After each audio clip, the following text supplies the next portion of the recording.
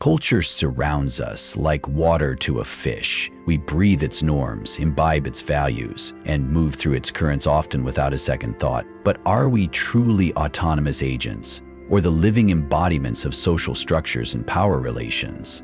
Durkheim taught us that many aspects of our behavior are molded by social facts, collective forces external to the individual. Foucault added that power seeps through institutions, discourses, and everyday practices, shaping how we see ourselves and what we consider possible. To ask whether you are a product of your culture is to question the invisible scripts guiding your thoughts, desires, and actions, and to discover the points where you might carve out your own agency. Social Facts and the Collective Mind, Emile Durkheim, introduced the concept of social facts to capture the external, constraining forces that shape individual behavior. Social facts encompass customs, laws, moral beliefs, and institutional practices that exist prior to and independent of any single person. When you queue politely, hesitate before crossing a border, or respect private property, you enact social facts learned through childhood immersion in your community. These norms impose themselves on individuals with a coercive force comparable to physical constraints. Break a legal rule and you face fines. Flout a moral taboo and you risk social ostracism. Durkheim argued that social facts are sui generis. They cannot be reduced to psychological impulses. They possess a reality of their own, observable in the collective practices that bind societies together. For example, the weekly rhythm of work and rest, institutionalized in the 5-day work week, structures life's tempo long before you consciously decide to clock in on Monday morning. Similarly, the habit of tipping in restaurants or standing for the national anthem arises from collective expectations that guide conduct through tacit consent rather than explicit deliberation. These coercive norms also predate any individual's birth. You inherit a language with its idioms and grammatical rules. You adopt values such as punctuality or personal space that differ markedly across cultures. Even the categories you use to classify gender, race, or class exist as social facts that frame your self-understanding and interaction. Although you may feel entirely free when choosing a career path or a romantic partner, those choices are meaningful only within the grid of pre-established cultural categories. Recognizing social facts empowers you to see how much of your free behavior is choreographed by collective forces. By identifying which norms remain unquestioned, gender roles, work ethics, civic duty, you open the possibility of critical examination. Durkheim's insight thus invites a dual stance, acknowledging the necessity of social cohesion while retaining the capacity to challenge and reform the social facts that no longer serve collective well-being.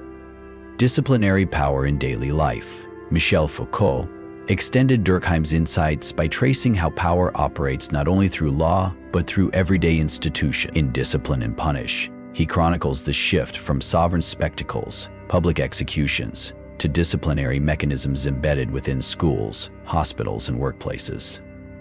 These institutions regiment bodies and minds through timetables, examinations, and surveillance, shaping individuals into disciplined subjects who internalize cultural norms without overt coercion. Schools exemplify disciplinary power through the bell schedule, seating arrangements, and standardized testing. From an early age, you learn to sit still, raise your hand to speak, and complete tasks within fixed timeframes. Surveillance extends beyond teachers' gazes. Attendance records, grade reports, and behavioral logs create an archive that classifies and ranks students. Over time, you internalize these expectations, regulating your posture, attention, and even thought patterns to align with institutional demands. Hospitals, too, discipline patients by converting bodily functions into quantifiable data. Temperature charts, blood pressure readings, and diagnostic categories. The clinical gaze reduces individual experiences of pain or illness to symptoms within a standardized taxonomy. Patients comply with timetables for medication and rest, absorbing the hospital's rhythms into their daily routines. In offices, variability yields to clock-in systems, performance metrics, and open plan layouts that render employees perpetually visible. Productivity dashboards and digital surveillance further extend disciplinary power into data streams, conditioning workers to optimize their behaviors according to algorithmic standards. Foucault's key insight is that disciplinary power functions most efficiently when it feels invisible, when individuals come to police themselves. The internalization of institutional routines yields subjects who conform not because of external force, but because the norms feel natural. Recognizing the pervasiveness of disciplinary power reveals the architectures of control in mundane settings and opens avenues for subversion. Informal networks of solidarity, temporal sabotage, e.g., micro-breaks, or collective pushback against surveillance technologies, can disrupt the smooth operation of institutional discipline. The Panopticon of cultural norms, Foucault's use of Bentham's Panopticon, symbolizes how modern power molds individuals through the possibility of perpetual observation. In the original design, a central guard tower overlooked prison cells without inmates knowing whether they were watched at any moment. This uncertainty compelled prisoners to self-regulate their behavior. Similarly, cultural norms act as an omnipresent gaze. You modify your dress, speech, and even thoughts under the implicit surveillance of family, peers, and society at large. Social media intensifies this panoptic effect. Every photo, status update, and comment is visible potentially to friends, employers, and unknown audiences. Anticipating likes, shares, or grievance posts, you curate your online persona to avoid shaming or exclusion. This self-surveillance extends offline. You choose words carefully in public discussions, adopt manners aligned with professional norms, and conform to unspoken codes of emotional expression. Educational and workplace cultures further embed the panoptic gaze. Classroom group assessments, peer evaluations, and 360-degree feedback systems function as dispersed observation points, creating a network of watchers. In corporate settings, performance reviews, project management tools, and team chat logs generate traces of your activity that managers and colleagues can inspect. You internalize these aggregated observations, acting as your own guard to maintain both compliance and favorable evaluation. Cultural panopticism also influences morality.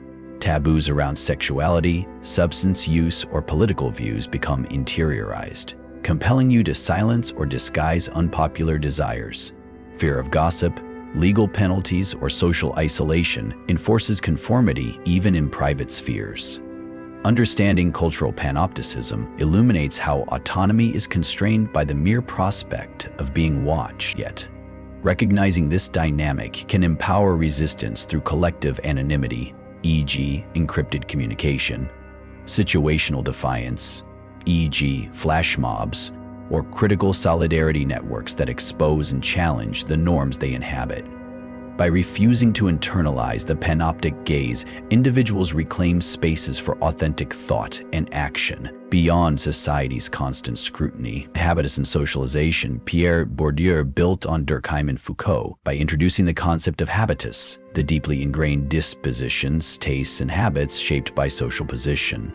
Unlike explicit social facts or institutional disciplines, habitus operates beneath conscious awareness. You acquire your habitus through early family influences, educational experiences, and class conditions, internalizing a set of feel for the game that guides your perceptions, aspirations, and actions. Habitus influences everything from conversational style to leisure choices. For instance, individuals raised in working-class environments may favor practical dress and direct speech, while upper-middle-class backgrounds often encourage formal attire and coded language. These dispositions align with the social settings you inhabit, reproducing class distinctions without explicit enforcement. Educational institutions and professional fields then reward those whose habitus matches their cultural capital, knowledge of literature, accents, or social etiquette, while marginalizing those with divergent backgrounds. Bourdieu emphasized that habitus is adaptive and transposable. The same embodied dispositions that help you navigate your family's milieu also influence your comfort in unfamiliar contexts. However, habitus can also trap individuals in social trajectory. Feeling out of place in certain cultural settings, universities, museums, upscale neighborhoods, can discourage exploration, reinforcing class boundaries through self-exclusion rather than coercion. Habitus develops through socialization rituals, family dinners, school curricula, religious services, and community celebration. These repeated practices inscribe bodily comportment, how you stand, sit, and move through space, alongside mental categories, what you consider polite, valuable, or beautiful. Over time, habitus shapes preferences so profoundly that you perceive them as natural rather than socially constructed. Becoming conscious of your habitus opens the possibility for reflexive conversion, adopting new dispositions through deliberate exposure, traveling, engaging with different social circles, or practicing unfamiliar cultural forms. Reflexivity, encouraged by critical education and self-analysis, can loosen the grip of inherited habitus, enabling you to navigate multiple social worlds with agency, rather than defaulting to class-bound scripts. Discursive formations and identity. Foucault's analysis of discursive formations reveals how language systems construct realities by delimiting the boundaries of what can be said, thought, or true. Discourses, legal, medical, religious, academic, establish the categories through which we understand ourselves and others. For example, psychiatric diagnoses shape concepts of normality and pathology. Gender discourse prescribes behaviors deemed appropriate for men and women. Legal language defines citizenship and criminality. These discursive frameworks prefigure the identities you can inhabit, making some subject positions imaginable and others unthinkable. Language functions not just descriptively but prescriptively. Calling someone deviant or illegal stigmatizes their identity and justifies corrective measures. Conversely, official recognition, civil rights, special needs, LGBTQ+, validates experiences and opens avenues for claims. The discursive production of identities thus confers power.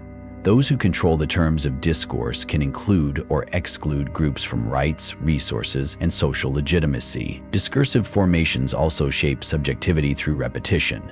Institutional texts, school textbooks, media headlines, policy documents, circulate key terms that anchor collective understandings. Over time, individuals come to know themselves through these categories. One learns to see oneself as successful, at risk, disabled, or entrepreneur, internalizing both rights and responsibilities that accompany each designation. Resistance to dominant discourses requires creating counter-discourses that challenge prevailing narratives. Social movements often generate new vocabularies. Black Lives Matter, climate justice, body positivity, that reframe identities in empowering ways.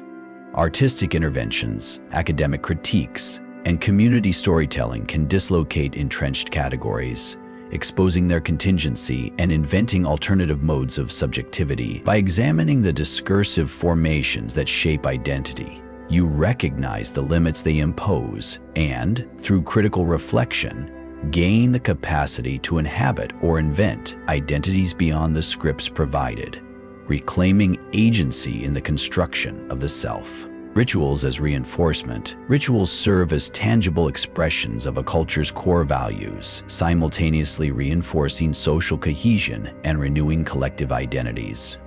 From national holidays, flag-raising ceremonies, Independence Day parades, Remembrance Day services, to everyday rites like morning greetings, coffee breaks, or communal prayers, rituals create shared temporal and spatial framework.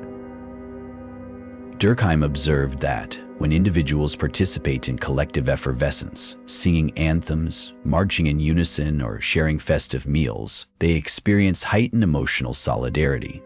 This emotional energy binds participants into a moral community, reaffirming the social facts and discourses that underpin cultural life. Foucault adds that rituals function as modalities of power, disciplining bodies and mind. The precise choreography of military drills, religious liturgies, or corporate rituals, e.g., onboarding ceremonies, normalizes hierarchical relationships. Who leads, who follows, who belongs. Through repetition, participants internalize norms, posture, dress codes, patterns of speech, transforming external ceremonies into ingrained dispositions. For instance, the weekly office stand-up meeting not only distributes information, but also performs organizational values of transparency, punctuality, and collaboration. Deviations, arriving late, speaking out of turn, constitute breaches that the collective corrects, thereby reasserting discipline and cultural continuity. Rituals also mark transitions: birth, coming of age, marriage, death, linking individual life trajectories to communal narratives. These rites of passage reassure participants that their personal transformations align with societal expectations. Moreover, the symbolic elements, flags, relics, sacred objects, anchor abstract ideals in material form, making beliefs perceptible and portable. A nation's flag, a religious icon, or even a corporate logo become focal points that summon collective memories and aspirations whenever they are displayed. Critical awareness of rituals' role allows for reflective participation. Rather than mindless repetition, one can discern which rites foster genuine solidarity and which perpetuate oppressive hierarchies.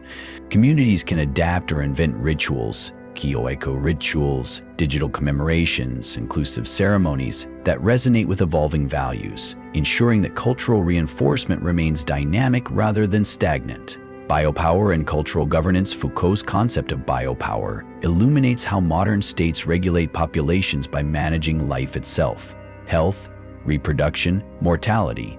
Through a nexus of institutions, knowledge systems, and policy, public health campaigns, vaccination drives, anti-smoking ads, nutrition guidelines operate as cultural governance, shaping individual behaviors by framing them as matters of collective welfare. When you encounter slogans like 5 a day or stay home, save lives, you internalize responsibilities not merely to yourself, but to the statistical health of the population.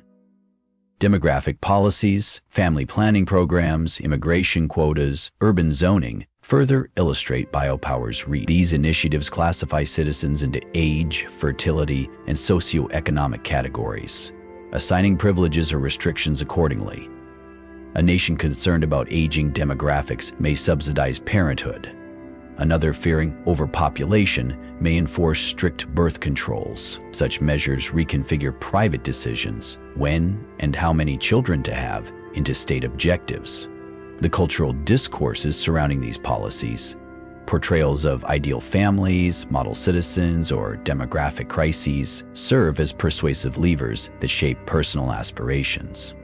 Foucault highlights the role of expert knowledge, epidemiologists, biostatisticians, demographers, in legitimizing biopolitical intervention. Data visualizations, heat maps of disease outbreaks, age pyramid charts, obesity prevalence, translate bodily processes into governable numbers. These metrics anchor policy design and public messaging, reinforcing cultural norms about responsible bodies, life stages, and social worth. Individuals learn to self-monitor, tracking steps, calories, screen time, adopting health apps that mirror state imperatives of efficient, productive living. Recognizing biopower's mechanisms invites critical engagement.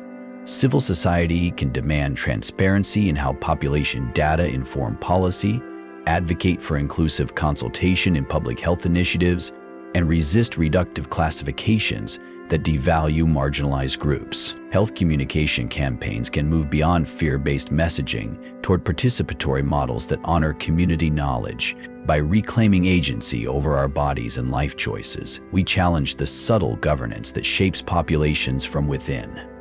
Resistance and counterculture subcultures arise when groups reject or rework prevailing norms, forging alternative cultural spaces that embody different values, aesthetics, and practices. From the beats and hippies of mid-century America to the punk scenes of the 1970s and the digital communities of contemporary fandom and hacker cultures, countercultures enact forms of resistance that expose the limits of mainstream paradigms.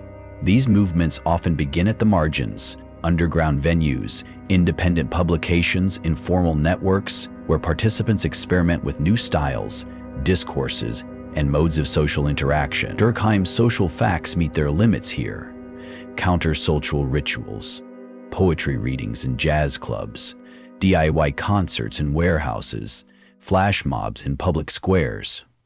Carve out moments of collective effervescence that redefine solidarity. Foucault's disciplinary regimes are disrupted when subcultural spaces deny institutional surveillance. Zine exchanges in locked basements, encrypted messaging on peer-to-peer platforms, street art in renegade locations.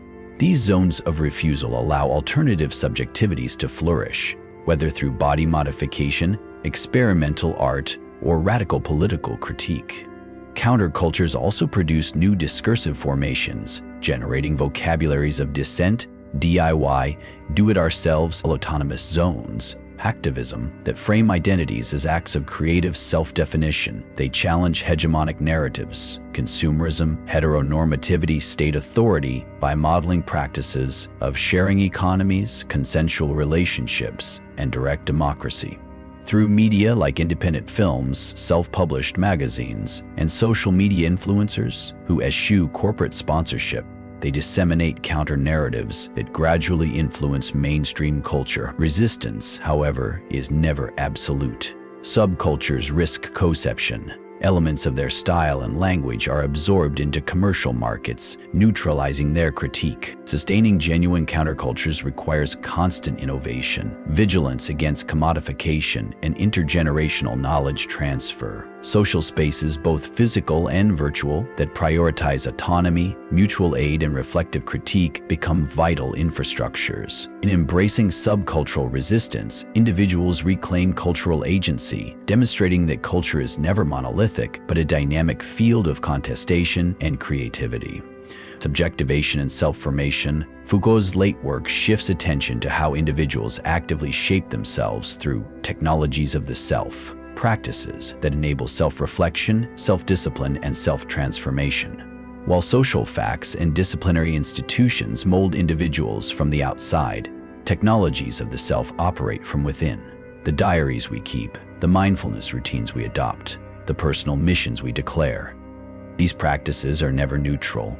They draw upon cultural codes, therapeutic discourses, spiritual traditions, professional ideals, yet allows subjects to appropriate, reinterpret, or resist those codes. Common techniques include journaling, meditation, confessional therapies, and even social media curation. By writing daily entries, you map your thoughts and emotions against societal expectations, identifying where you align with or diverge from cultural norms. Meditation retreats offer experiential detachment from social metrics, likes, status, but can also become rituals that reflect disciplinary spirituality. Coaching frameworks and self-help regimens instill habits drawn from managerialist discourses, shaping productivity and well-being in corporate idioms. Importantly, self-formation is dialogical. Engaging in peer mentorship, participating in support groups, or joining philosophical circles provides feedback loops that refine one's self-concept. Foucault emphasizes that these technologies carry ethical dimensions. They can reinforce subjugating norms, body image regimes in fitness cultures, or foster forms of freedom, body positivity, queer affirmations, civic altruism. Awareness of these techniques allows individuals to choose practices that expand autonomy rather than deepen conformity. Critical selection, questioning which self-help models align with one's values. Experimenting with diverse spiritual or philosophical methods transforms self-formation into an act of creative agency. In doing so, individuals navigate cultural forces not as passive recipients, but as active protagonists in their own becoming.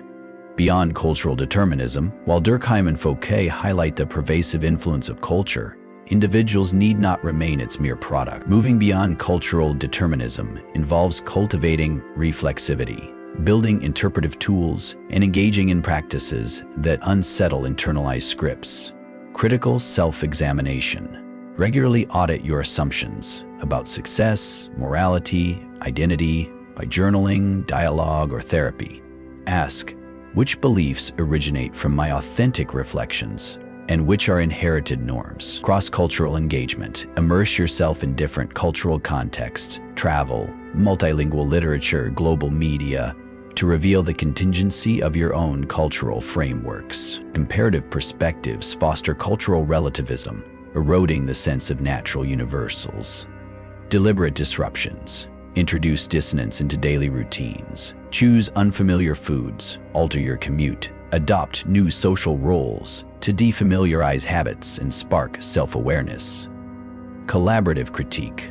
Form culture clubs, where peers share experiences of cultural conditioning, examine power dynamics in media, and co-author manifestos for alternative ways of living. Ethical experimentation. Create personal revolutions, periods, devoted to testing new values and practices, minimalism, digital fasting, communal living, to assess their impact on thought and behavior. Arts and storytelling. Use creative media, writing, music, performance, to externalize and reimagine cultural scripts, turning private experiences into public conversations that challenge dominant narratives. By integrating these practices into life, you transform culture from an invisible architecture into a terrain you can survey, critique, and reshape, asserting freedom not as rejection of culture, but as the power to enact new cultural forms.